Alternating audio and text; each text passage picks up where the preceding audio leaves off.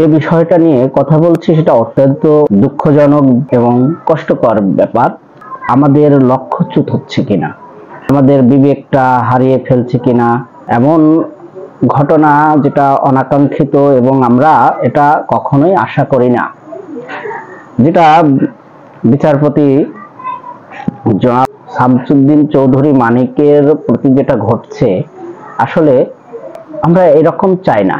তার প্রতি করা হয়েছে যে তার অনেক জায়গা আঘাতের চিহ্ন পাওয়া গেছে, তার হাসপাতাল পর্যন্ত নেওয়া হয়েছে এবং মারাত্মক ভাবে তাকে আইসিইউতেও নেওয়া হয়েছে।